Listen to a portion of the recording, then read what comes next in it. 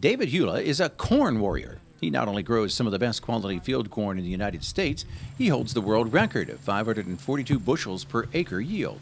That's more corn per acre than is produced by the fertile soils of the American Midwest. His secret is simple: learn from your mistakes and don't be afraid to try something new. Hula is currently in the middle of filming Season 2 of Corn Warriors, a reality TV show that airs on the RFD network.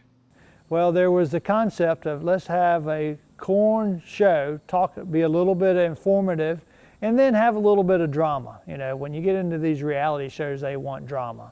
I don't know a farmer around that wants drama. We want things to go smooth.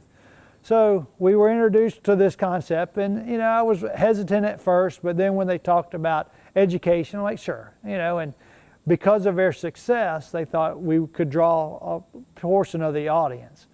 And then when they started pulling some of the other growers from some of the Midwest, and then they had a guy in Colorado, and now they have a fella in Georgia. So we got a wide, diverse group of growers. And then it's kind of had this little competition, who could have the highest yield.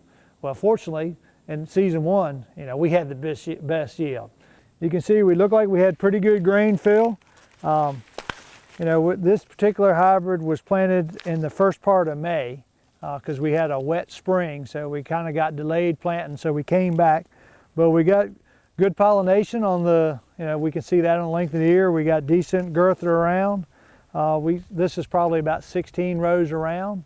And if you notice, we had pretty good grain fill, because you don't see a whole lot of dent going on here. And then as we can see that, we cracked the corn, we kind of got some deep kernels. So we're expecting some pretty good things out of this particular hybrid this year, despite some of the weather challenges we had. Hula says his favorite hobby is playing in the dirt, and he loves learning how to improve his crops and yields in the field. Hula says a combine that costs upwards of $500,000 can actually be a bargain because of all the work it can do. And now we're running a John Deere S770. One of the neat things is it's got auto steer, read the yields on the go. So technology is just awesome. So we used to have to take the grain head off or the corn head off when we went from farm to farm.